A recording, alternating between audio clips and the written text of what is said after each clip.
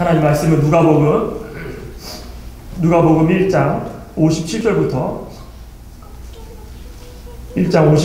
80절까지 한 절씩 교독하겠습니다.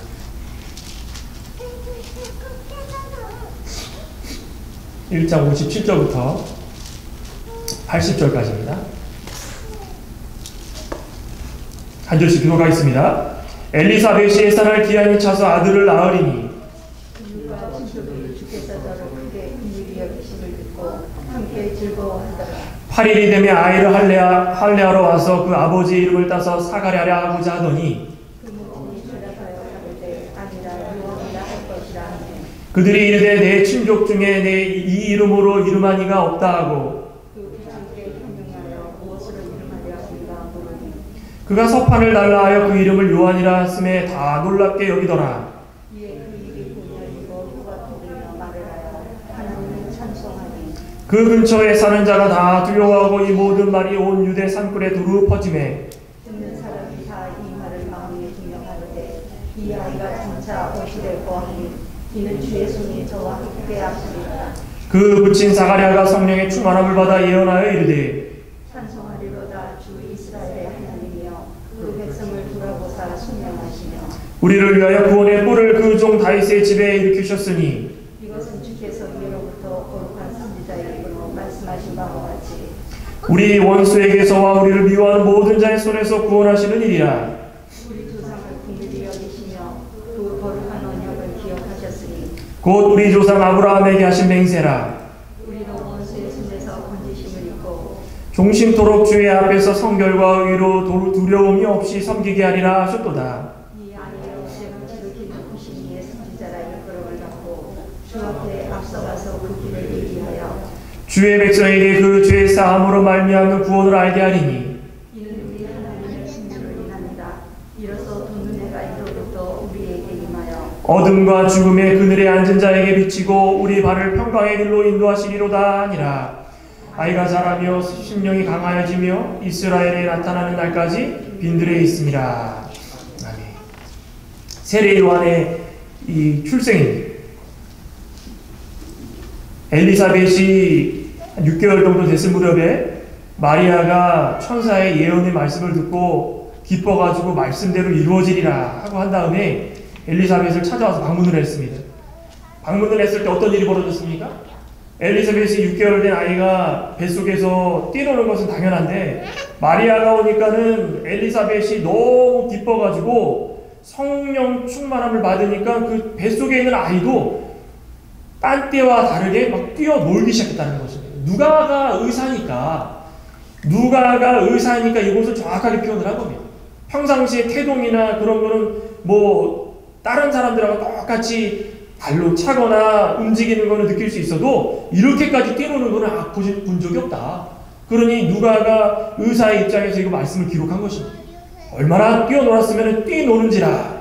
성령의 충만함을 받은 어머니를 따라서 뱃속에 있는 세례 요한이 아직 태어나지도 않고 아직 생기지도 않은 그 예수 그리스도를 먼저 알고 마리아가 오니까 기뻐가지고 마리아를 보면서 뱃속에 이제 태어날 예수 그리스도를 심령으로 성령으로 깨달아가지고 알아서 뛰어놀았다는 것입니다. 기쁨으로 뛰어놀다가 44절에 들어오지 않았습니까? 기쁨으로 뛰어놀았다. 그러다가 이제 말씀을 서로 전하고 마리아가 이 기쁨의 찬양을 시로 다 적습니다. 찬양을 하는데 하나님은 긍휼하시다. 우리가 어떤 일을 하든지 무엇을 하든지 긍휼하신 하나님께서 두려워하는 자에게는 두려움을 없애주시고 교만한 자에게는 겸손케 해주시고 권세가 있는 자에게는 낮게 해주시고 주는 자에게는 배부르게 해주시고 부유하고 부자인 자에게는 빈손으로 보내시고 부자라는 것은 교만하고 돈이 많아가지고 하나님을 모르는 자들을 말하는 것이겠죠. 뭐 돈이 있다고 무조건 다 빈손을 하겠습니까? 그만큼 하나님께서 다 보시고 아시고 도우시면서 긍휼을 베풀어 주신다는 것입니다. 이게 통틀어가지고 어떤 것을 말하는 것이었습니까? 불쌍하고 죄 가운데 빠져서 죽을 수밖에 없는 자들을 구원하신 예수 그리스도를 보내주시는 것을 찬양하고 있다는 것입니다. 그러니 이 찬양이 끝난 후에 이제 석 달쯤 함께 있다가 석 달쯤 됐으면은 이제 엘리사벳이 아이가 9개월 정도 만삭이 되지 않았겠습니까? 그래서 집으로 돌아갑니다. 그러면서 엘리사벳은 이제 해산할 기한이 다 찼습니다. 아빠 사가랴는 말을 아직까지 못합니다. 그러니 10개월 동안 입을 닫고 지내면서 정말 힘든 시간을 계속 보내고 있다는 것입니다.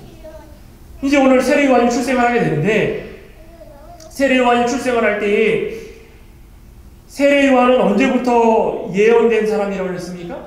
우리 말라기서 다시 한번 볼까요? 우리 말라기 4장을 보시면, 성경의 맨 구약의 마지막 책 말라기 4장을 보시면, 말라기 선지자가 이 BC 400년 정도 선지자니까, 말라기 선지자가 하나님의 말씀을 예언을 하고 나서 하나님의 말씀 예언이 중단이 되었습니다.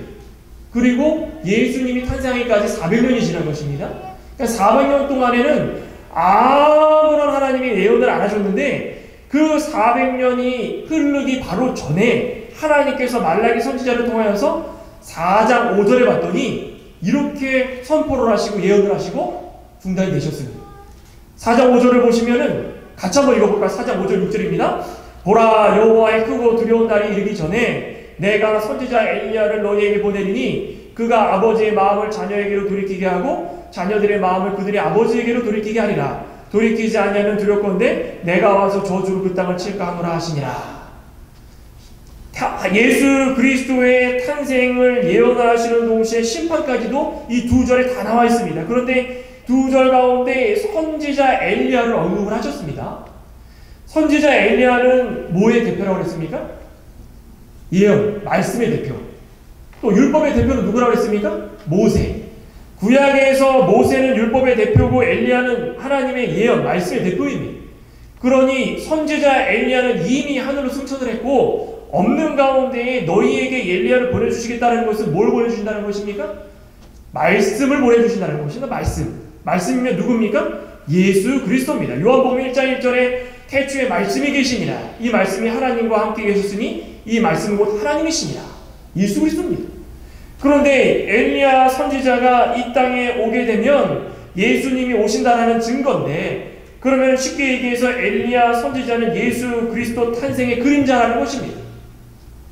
그러니 오늘 이 57절부터 66절의 세례요한의 출생은 곧 누구를 그림자로 보여주기 위한 것입니까? 예수 그리스도를 탄생을 보여주기 위한 것입니다. 그러니 엘리사벳이 해산할 기한이 차가지고 이제 아들을 낳습니다. 드디어 아들을 낳기 시작하는데, 이 모습을 지켜본 이웃들, 또 친척들, 이 하나님께서 여기 58절 봤더니 긍휼히 여기심을 듣고 함께 즐거워하더라. 모든 사람들이 하나님께서 긍휼히 여기셨다는 것을 이 환경을 보고 아셨습니다. 왜 긍휼히 여기셨는 것을 알았을까요? 그 사람들은 눈에 보이는 것을 보고 판단하는 것입니다. 지금 이 사가랴와 엘리사벳이 아이가 없어가지고 힘들게 부부 생활을 계속적으로 지속하다가 제사장 직분을 감당할 때마다 하나님께 기도를 드리는데, 하나는 하나님 영광 가리우지 않게 하기 위해서 기도하고, 하나는 우리가 아이가 없지만 이 아이가 없음에도 불구하고 하나님의 말씀에 따라가지고 우리는 항상 기뻐하기를 소망합니다라고 생활하면서 자랐던 사람들입니다. 그런데 사람들이 봤을 때 얼마나 안타깝겠습니까? 야, 아이가 여기 계신 분들은 다 아이들이 있으신 부부들이 있기 때문에 그 고통을 잘 모르시죠. 저도 그렇습니다. 그런데 아이가 없는 부부들이 이야기를 들어오면 그거 참 힘듭니다. 정말 힘들어가지고 서로 싸우기도 많이 싸우고 어떻게 해서든 의학적으로 아이를 만들려고 노력하고, 그런 그 마음을 알겠습니까? 그런데 아이가 태어나니 주변 사람들이 야, 이거 하나님 제사장으로서 열심히 하나님 신앙생활 하니까 하나님 긍휼하게 여겨주셨다. 하나님께서 긍휼히 여기심을 듣고서 즐거워한 것입니다. 야, 엘리사벳 사가랴 집안에 아이가 태어났다. 다 모여봐라. 온 동네에 잔치가 일어나지 않았겠습니까? 하나님의 초자연적인 역사입니다. 어떻게 나이 드신 이런 분들에게서 아이가 태어났습니까? 아브라함이나 사라나 한나나 다 마찬가지로 왜 하나님께서 나이가 든 이런 부부 가운데 아이를 태어나도록 역사해 주셨다 그랬습니까? 모두가 다 예수 그리스도의 탄생을 예언하기 위해서. 어떤 것을 예언하는 것입니까? 아무것도 없는 깨끗한 처녀 마리아의 몸에서 남편과 동침하지 않은 상태에서 성령으로 잉태된 것을 미리미리 조금씩 보여줬다는 것입니다. 한마디로 얘기하면 충격을 조금 덜하기 위해서, 아, 이게 이런 것도 있구나, 저런 것도 있구나, 야, 이렇게 사람이, 야, 이렇게 해서 아이들을 낳을 수 있겠구나. 하나님이 참 긍휼을 베풀어 주셨다. 그러다가 마리아가 성령으로 잉태된 것을 들으면은 좀 충격이 덜하지 않겠습니까? 사람이 그렇지 않겠습니까? 근데 중요한 것은 하나님의 약속의 성취라는 것입니다. 나의 환경 따지지 않고 하나님께서 원하시는 대로 그 길을 열어주셔가지고 하나님이 하시고자 하시는 그 모든 것들을 실제로 이루어주시는 것이 하나님의 역사라는 것입니다. 그 주변 사람들이 그것까지는 몰랐던 것 같습니다. 그냥 함께 즐거워하고 다 알고 그러지 않습니까? 그러면서 이 즐거워하는 가운데 하나님이 긍휼을 베풀어 주신 것을 정말 깊이 깨달으려면 하나님께서 왜 엘리사벳의 가정에 아이를 주셨는지 그것을 깊이 알아야만 이 내용을 깨달을 수 있다는 것입니다. 긍휼을 베풀어 주실 때에는 정말 여기 이 마리아의 찬가처럼 찬송처럼 절대 주권, 만능의 하나님, 하나님께서는 못하실 일이 아무것도 없으신 하나님께서 일일이 오셔가지고 낮고 천한 자들의 생활까지도 또 부유한 자들의 생활까지도 하나하나 다 간섭하시면서 역사해 주시고 미리 예수 그리스도께서 어떻게 해서 이 세상에 태어나실 것을 다 알려주시는 것들을 다 볼 수 있다는 것입니다. 이 세례 요한의 출생을 근본적으로 보면은 이 사람들이 기뻐하고 즐거워했다라고 하는 것을 조금 더 깊이 들어가가지고 예수 그리스도의 탄생을 통해서 알 수 있는 것들은 무엇이 있겠습니까? 영적으로 보면 예수 그리스도께서 탄생하시면 어떻게 된다는 얘기입니까? 첫째로 하나님께서 택하여 인도하신 모든 자들이 하나님의 긍휼하심을 듣고 함께 즐거워할 수 있다는 것입니다. 우리는 다 버려왔다 간 자들이고 죽어왔다 간 자들이고 희망이 없는, 아이를 못 낳는 희망이 없는 자들과 똑같은 사람들입니다.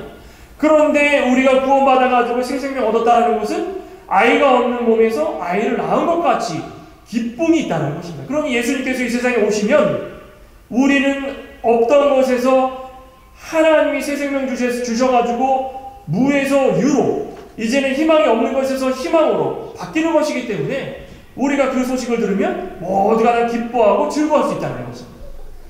이것을 보여주시죠. 이것을. 또 둘째는 무엇입니까? 모든 것이 다 하나님께서 크게 긍휼하셨기 때문에 우리가 즐거워할 수밖에 없다라는 것을 알려주시는 것입니다. 함께 즐거워한다는 것은 여기 봤더니 이 헬라어 시제를 보니까 미완료입니다. 미완료. 완료되지 않았다는 것입니다. 그분이 현재도 진행이라는 것입니다. 즐거웠다는 것이 이 사람들이 이야기하는 아이가 출생해가지고 지금 즐거워하고 끝나는 것이 아니라 영적인 면에서 기록을 했기 때문에 이 말씀을 우리의 모습으로 비춰보면 우리가 예수님을 믿어가지고 변화되어서 새 생명 얻었으면은 지금도 기쁘고 내일도 기쁘고 하나님께서 예수님을 이 세상에 다시 보내시기까지 계속 기뻐할 수밖에 없다는 것입니다. 그 말이 여기에 지금 담겨져 있다는 것입니다. 그러니 세례 요한의 탄생은 모두 믿는 자들에게 즐거움이고 또 기뻐할 수 있는, 또 하나님의 긍휼을 알 수 있는 그런 탄생이라는 것입니다. 출생이라는 것입니다. 또 이제 출생을 사람들이 알았는데 유대인의 풍습대로, 전통대로 8일 만에 할례를 받게 합니다. 할례는 무엇입니까? 하나님의 백성된 표입니다. 유대인들은 할례를 받아야만, 이게 잘못돼가지고 나중에는 구원을 자꾸 이야기를 해가지고 할례를 받아야 구원을 받는다라는 엉뚱한 이야기로 자꾸 변질됐었는데, 유대인들이 이 구약시대에 살 때 할례를 받는다라는 것은 하나님께서 예수님이 아직 오시지 않았기 때문에 예수님이 오시기 전까지 하나님의 백성된 표를 알려주기 위해서, 보여주기 위해서 할례를 하는 것입니다. 그러니 할례를 통해서 우리가 하나님 백성된 표를 알리고 하나님 말씀을 지킨다는 것을 몸으로 표현하고 낳은 지 8일 만에 아이들이 하나님께 바쳐지는 모든 일들을 거룩하게 행하는데, 할례를 행할 때는 어떻게 하겠습니까? 집안에 숨어서 아무도 모르게 하겠습니까? 아닙니다. 우리 아브라함이 하나님의 말씀에 따라서 집안에 할례를 받지 않습니까? 그러면은 이거는 굉장히 중요하고 하나님께서 인정한 하나님 백성된 표를 나타내는 것이기 때문에 사람을 다 모인 자리에서 그 의식을 행한다는 것입니다. 그러면 사람들이 다 있고 할례 받는 사람은 또 할례 받는 대로 있고, 그러면 그 모습을 보면서 야, 이렇게 거룩한 의식을 하면서 자신들도 마음에 확신을 갖고 저 사람도 할례를 받으면서 이제 자라나면서 하나님 백성된 표고 서로 축하해 주는 거 아니겠습니까? 그 성경에서 대부분 할례를 행하기 전에 이름을 먼저 짓습니다. 이름을 먼저 짓고 할례를 받습니다. 대부분 그렇지 않습니까? 이삭도 그렇고 사무엘도 그렇고 먼저 이름이 언급이 되고 할례를 받습니다. 그런데 세례 요한은 이름을 짓기 전에 할례를 행합니다. 왜 그럴까요? 아마도 사가랴에게 이미 나타나셔가지고 요한이라는 이름을 주셨기 때문에 언급을 안 했을 수도 있고, 아니면은 누가 강조하는 점은 바로 그런 것 같습니다. 누가 강조하는 것은 이름이 언급됐기 때문에 그럴 수도 있고, 또 한 가지는 아마도 이 할례라는 것을 통하여서 사람들에게 태어날 아이가 어떤 아이인지 먼저 하나님의 백성된 것을 알려주고 나서 그것을 세례 요한의 이름을 알려주면서 이 사람이 어떻게 행할 것인가를 순서적으로 바꾼 것일 수도 있다는 것입니다. 그러니 어찌됐든 간에 이 할례라는 것을 8일 만에 행했다는 것은 전통적인 유대인의 모습을 띄우고 있다. 그러니 예수 그리스도께서 유대인의 왕으로 오시기 때문에 세례 요한의 하나하나의 행동들이 모두가 다 예수 그리스도의 그림자를 다 나타내는 것입니다. 보통은 전통에 따라가지고 이름을 어떻게 짓습니까? 유대인들은. 우리나라도 그렇죠. 미국도 그런 이름 많이 짓죠. 아버지, 할아버지 이름을 본따가지고 이름 짓고. 우리나라도 그렇지 않습니까? 아버지가 유명하신 분이면은 그 뒷글자 따가지고 족보에 따라서 현자 돌립니다. 자자 돌립니다. 이렇게 많이 하지 않습니까? 근데 우리나라는 유교 사상이 깃들여져 있어가지고 이름에 또 굉장히 뜻이 또 중요합니다. 어떤 사람들은 장명소 가가지고 이름을 사는 분들도 계시고, 장명소 가서 이름 사시는 분 계십니까 혹시? 제가 알고 있는 어떤 분은 이름을 특정 이름을 언급하지 않겠는데 제 친구의 아버님입니다. 이름이 좀 촌스러웠습니다. 근데 그 촌스러운 이름을 가지고 그냥 생활하셔도 되는데 어느 날 이름을 바꾸셨습니다. 왜 이름을 바꿨냐 했더니 장명소 갔더니 이게 사업이 잘 안 되는 이름이다. 이 이름을 가지고 있으면 돈을 못 번답니다. 그래서 이름 바꿨다는 거예요. 그래서 목사님이 그때 오신 지 얼마 안 돼가지고 그 소식을 듣고 에이 쓸데없이 하지 마시고 이름 다시 바꾸라고. 그래서 교회에서는 실제 이름 쓰시고 나가서는 또 바꾸신 이름 쓰시고 사신 이름 쓰시는 거예요. 그런 분들이 참 많습니다. 이름이 그만큼 중요하다는 것입니다. 우리나라에서는. 근데 미국도 전통에 따라서 아버지의 하셨던 일, 또 아니면 아버지가 어떤 이 나라에서 큰 자리에 있었으면 그 기념해가지고 아버지의 이름을 따가지고 많이들 이름 짓지 않습니까? 또 요즘에는 성경의 이름을 따라가지고 이름을 짓고 이런 일들이 참 많습니다. 또 유교적이거나 중국도 마찬가지지만은 이름 하나 지으려면은 날도 따져야 되죠, 계절도 따져야 되죠, 시도 따져야 되죠, 집안의 역사 따져야 되죠. 얼마나 많은 것을 따지겠습니까? 이름 읽기가 참 어렵습니다. 어떤 우스갯소리로 이런 이야기가 있더라고요. 영국의 탐험가 데이빗 리빙스턴이 이 벨기에 영토인 콩고에 찾아간 적이 있다고 합니다. 콩고에 갔더니 아주 맑고 깨끗한 강을 보고 내가 이걸 이날 이때까지 본 적이 없다. 그래서 영어로 이 강의 이름이 뭡니까? 라고 원주민들한테 물어봤답니다. 이 강의 이름이 뭡니까? 그래서 원주민들이 영어를 알아듣겠습니까? 통역관이 없으면 못 알아듣죠. 그러니 리빙스턴이 뭐라고 하는데 이 사람들이 웃으면서 막 낄낄대면서 아루이미 그랬다는 거예요. 이게 무슨 말이냐? 그 당시에 그 원주민들의 말대로 이놈이 도대체 뭐라고 이야기하느냐, 좀 심한 말로 이렇게 짓거리느냐 이런 뜻이랍니다. 그래서 우스갯소리로 자기네들끼리 아루이미 이랬다는 거예요. 그랬더니 리빙스턴이 그 말을 듣고 야, 강 이름이 아루이미구나. 야, 이렇게 아름다운 강이 아루이미구나. 그래서 지금까지도 콩고의 강 이름이 아루이미라는 거예요. 나중에 한번 찾아보십시오. 진짜 실제로 나옵니다. 근데 그 이름이 그렇게 붙여졌다는 거예요. 그러니까 이름이라는 것이 참 쉽게도 붙여질 수도 있지만은 의미가 있는 것도 있고 전통이 있는 것도 있고 여러 가지가 있다는 것입니다. 이렇게 엉뚱하게 지어가지고 이것이 그 이름이 되는 게 어떻게 이런 이름이 될 수 있겠습니까? 사람 이름도 마찬가지입니다. 사람 이름도 한번 딱 지어지면 사람들에게 불려주기 시작할 때 그 이름의 의미, 성품, 배경, 또 시대적인 상황 여러 가지를 다 알 수가 있습니다. 그러니 이름 한번 만드는데 얼마나 신중하겠습니까? 유대인들도 사실 당시에는 그리스 신화가 굉장히 널리 알려졌기 때문에 로마의 지배도 받고 또 헬라의 지배도 받았었기 때문에 현재는 로마지만 그 전에 헬라의 지배를 받았겠죠. 헬라 철학이 많이 들어오고 신화가 들어와가지고 이 여신의 이름을 따가지고 이름 짓는 사람이 그렇게 많았다. 구약에 있어서는 구약 때는 바알신이나 아세라신 이름 따가지고 이름 많이 지었죠. 근데 이 당시에는 그리스 신화를 통해서 이름을 많이 지었다. 그러니 이 사람들이 이런 것도 따지고 저런 것도 따졌는데 솔직히 사가랴의 집안은 어떤 집안입니까? 제사장 집안입니다. 제사장 집안이면은 이름을 딸 때 어떤 생각을 하겠습니까? 야, 이 아들도 제사장의 집안 혈통이니까 하나님의 말씀 붙들고 살아갈 수 있도록 이름 잘 지어야 되겠다. 아버지의 이름을 좀 따자. 사가랴라고 이름을 집시다. 사가랴가 뜻이 무엇이었습니까? 사가랴 이름 뜻이 무엇이었습니까? 여호와께서 기억하신다. 얼마나 이름 좋습니까? 여호와께서 기억하신다. 그러니 아버지의 이름을 따가지고 사가랴라 이름 짓자. 그래도 엘리사벳이 뭐라고 합니까? 아닙니다. 요한이라고 지을 겁니다. 아, 무슨 소리 하느냐? 아니, 지금 시대가 어느 때고 지금 이 사람들이 모여가지고 지금 제사장의 집안에 혈통이 있는 집안에 전통이 있는 유다인 집안에 이런 요한이라는 이름 한 번도 지은 적이 없다. 아, 사가랴로 지어. 사가랴로 지어야 된다. 아닙니다. 요한으로 짓겠습니다. 얼마나 이 말씀 속에서 등장하지 않지만 얼마나 놀랐겠습니까?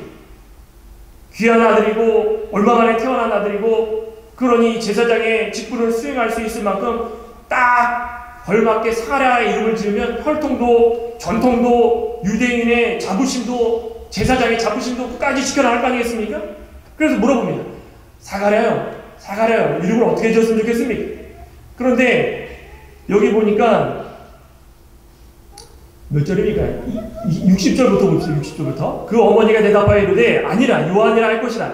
그들이 이름에 내 친족 중에 이름을 한 적이 없다 하고 그 아버지께 몸짓하여 무엇으로 이름을 지으려 하는가 물으니 몸짓으로 한 거 보니까 사가랴가 말만 못한 게 아니라 귀도 먹었던 것 같습니다. 듣지도 못하고 몸짓으로만 막 표현을 합니다. 안 그러면 말을 했지 않겠습니까? 근데 몸짓으로 하니까 아마 귀도 잘 안 들리고 입도 막혔던 것 같습니다. 솔직히 말하면 어떻게 이름을 막 짓겠습니까? 이렇게 했더니 갑자기 서판을 갖고 나와. 서판. 갖고 와라. 그런데 어떻게 합니까? 이름을 요한 딱 씁니다. 얼마나 놀랐겠습니까? 지금 귀도 듣지 못하고 말도 못하는 상황에서 이 예언만 듣고 엘리사벳은 엘리사벳대로 예언을 듣고 서로 대화를 하지 못하신 상태 아니었습니까? 사가랴와 어떤 이야기를 주고받아가지고 이 이야기를 맞췄으면 놀라지는 않았을 텐데 전혀 대화를 통하지도 못하는 상태에서 서판을 갖고 와라 했더니 요한 이렇게 씁니다. 그러니 63절 후반절에 모두가 다 놀랍게 여기더라.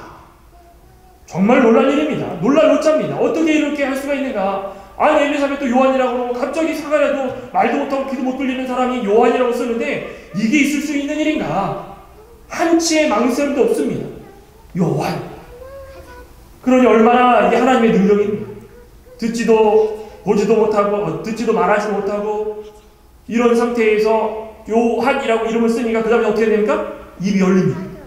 입이 열리고 혀가 풀립니다. 그러면서 말을 하는데 첫 마디가 어떤 겁니까? 하나님을 찬양하는 것입니다. 우리도 마찬가지입니다.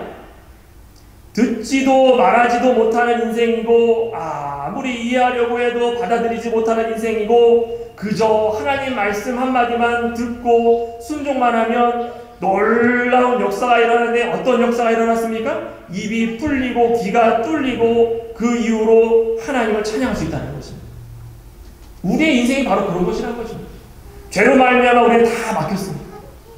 담으로 쌓여져 있고 예수님과 통하지 못하고 하나님과 막혀져 있고 이런 상태에서 하나님이 우리에게 예수님을 보내주시고 예수를 믿기만 하면 모든 것이 뚫려가지고 예수님과 직접적으로 교통할 수 있게 되고 듣게 될 수 있게 되고 말씀을 읽게 될 수 있게 되고 모든 것이 원활하게 됩니다. 그러면 무엇을 해야 되는 것입니까? 하나님을 경배해야 되는 것입니다. 우리 사도행전 보면은 4장인가 3장인가요? 안진뱅이 미문에 앉아있던 40년 된 안진뱅이가 베드로와 요한이 오니까는 뭔가를 좀 얻으려고 구걸하다가 요한이 나에게는 은과 금이 없어도 내게 있는 것으로 내게 주노니 곧 나사렛 예수 이름으로 일어나 걸어라. 그러니까 어떻게 했습니까? 벌떡 일어났습니다. 일어난 다음에 무엇을 했습니까? 성전으로 들어가가지고 하나님을 찬양하지 않았습니까? 뛰면서 하나님을 외쳤습니다. 이게 바로 믿음으로 변화된 자들의 모습을 예수 그리스도께서 이 세상에 오시면 모두가 믿음으로 말미암아 이렇게 변한다는 것을 보여주고 있다는 것입니다. 그러면서 이제 사가랴가 찬송을 합니다. 얼마나 기뻤겠습니까? 입이 뚫리고 귀가 뚫리니까 얼마나 10개월 동안 말 못하고 귀 들리지 못하면 이게 얼마나 답답하겠습니까? 66절에 듣는 사람이 이 말을 마음에 두며 이르되 이 아이가 장차 어찌 될까? 이는 주의 손이 그와 함께 하시리라. 주와 함께 하시리라. 이 얼마나 예언적인 말씀입니까? 이 세례 요한이 1장에 보면은 천사가 나타나가지고 말씀을 할 때 어떻게 했습니까? 17절에 보면은 그가 또 엘리야의 심령과 능력으로 주 앞에 먼저 와서 그러지 않았습니까? 엘리야의 심령과 능력으로 주 앞에 예수 그리스도 앞에 먼저 와서 아버지의 마음을 자식에게 거스르는 자를 의인의 슬기에 돌아오게 하고 주를 위하여 세운 백성을 준비하리라. 예배하는 자입니다. 예수님이 오시기 전에 다 준비하는 자입니다. 그러니 사가랴가 이것을 찬양하는데 그 찬양 속에 세례 요한과 예수 그리스도의 모습을 다 담아놓습니다. 그 찬양의 첫 번째가 뭔지 아십니까? 첫째는 구원의 은혜에 감사하는 찬송입니다. 구원의 은혜 찬송. 67절부터 보면은 그 붙인 사가랴가 성령의 충만함을 받아 예언하여 이르되 찬송하리로다. 주 이스라엘 하나님이여 그 백성을 돌보사 속량하시며 우리를 위하여 구원의 뿔을 그 종 다윗의 집에 일으키셨으니 이것은 주께서 예로부터 거룩한 선지자의 입으로 말씀하신 바와 같이 우리 원수에게서와 우리를 미워하는 모든 자의 손에서 구원하시는 일이라. 400년간 아무 말씀 없으시다가 이 유대인들에게 세례 요한을 허락하여 주시고 또 예수 그리스도의 탄생을 예언해 주시고 세례 요한이 먼저 와서 말씀을 전하면서 예수 그리스도께서는 이런 오실 분이고 이러한 자시고 우리를 위해서 이러한 일을 하실 것이다라는 것을 선포하고 있다는 것입니다. 사가랴가 이러한 구원의 은혜에 감사해서 먼저 찬양을 하는 것입니다. 하나님께서 택한 모든 백성 한 사람 한 사람 살피시고 여기 그러지 않았습니까? 찬송하리로다. 이스라엘 하나님이여 그 백성을 돌보사 속량하시며. 속량이 무엇입니까? 속량? 종으로서 주인에게 팔려가지고 살아가다가 아무런 짝에 쓸모없고 그냥 종처럼 살아갈 수밖에 없는 자가 어떤 사람이 와가지고 내가 이 사람 돈으로 사겠습니다. 그래가지고 돈을 주고 그 사람을 사가지고 내 집에 오도록 해가지고 내 집에서 편안하게 살도록 합니다. 이게 속량입니다. 속량. 예수님께서 이 세상에 오셔가지고 자신의 피로 말미암아 다 죄를 씻어주시고 자신의 죄값으로 말미암아 우리 죄를 씻어주시고 해방케 해주시고 자유케 해주시고 이게 속량 아니겠습니까? 그걸 찬양하고 있다는 것입니다. 종되어가지고 억눌렸던 자들이 예수님께서 이 세상에 오시자마자 죄값을 다 치른 것입니다. 갈라디아서 4장 4절이나 디모데전서 2장 3절이나 다 그런 말씀을 하고 있습니다. 또 69절에 구원의 뿌리다. 구원의 뿔을 그 종 다윗의 집에 일으키셨다. 구원의 뿔이 뭘 나타내는 것입니까? 힘을 나타내는 것입니다. 힘. 성령, 영적인 힘, 강력, 구원의 능력 이걸 나타내는 것입니다. 뿔은 성경에서 이 힘을 많이 나타납니다. 다니엘서에도 보면은 네 뿔도 나타나고 두 뿔도 보고 이게 다 무엇을 나타내는 것입니까? 왕들이 권세를 나타낼 때 이방 왕들의 힘을 나타낼 때 뿔들을 많이 사용합니다. 그런데 성경에서 뿔이라는 것이 이런 능력과 권세를 많이 나타내는데 구원의 뿔이라는 것은 강력하고 권위 있는 구원을 말하는 것입니다. 우리 잠깐만 한번 사무엘하 22장 한번 찾아볼까요? 사무엘하 22장. 다윗이 이제 압살롬이 반역을 하고 죽임을 당한 이후에 모든 것이 다 정리가 되고 예루살렘으로 돌아와가지고 하나님 앞에 승전의 찬양을 드리는데 사무엘하 22장 3절에 보면 이런 찬양을 드립니다. 사무엘하 22장 3절 같이 한번 읽어보겠습니다. 시작. 내가 피할 나의 반석의 하나님이시요 나의 방패시요 나의 구원의 뿌리시요 나의 높은 망대시요 그에게 피할 나의 피난처이시요 나의 구원자시라 나를 폭력에서 구원하셨도다. 하나님을 뭐라고 표현했습니까? 구원의 뿔이다. 하나님은 우리를 지키실 권능의 하나님이시다. 능력의 하나님이시다. 그러니 구원의 뿌리라는 것은 그 종 다윗의 집에서 일으키시리라. 다윗의 가문, 즉 유대인의 가문에서 예수 그리스도께서 탄생하시는데, 예수 그리스도는 구원의 뿌리다. 즉 구원을 통하여서 우리를 죄에서 용서하여 주시고 자유케 해주시고 그 능력으로 말미암아 우리를 모든 삶 가운데 지켜주실 것이다. 요거를 표현할 것입니다. 그러니 사가랴가 찬양하는 것은 세례 요한의 출생을 통하여서 예수님이 구원의 뿔로 오실 것이다. 이것을 말씀하고 있다는 것입니다. 또 40분이네요. 70절부터는 다음 시간에 할까요? 다음 시간에 하겠습니다. 70절부터 요 사가랴의 찬양 두 번째, 세 번째 모습이 있는데 설명이 좀 필요하니까 다음 시간에 요거 하고 좀 이어서 하겠습니다. 잠깐 기도하겠습니다. 하나님 감사합니다. 하나님께서 저희들을 지극히 사랑하여 주셔서 하나님 말씀을 들을 수 있는 특권을 허락하신 하나님 참으로 감사를 드렸나이다.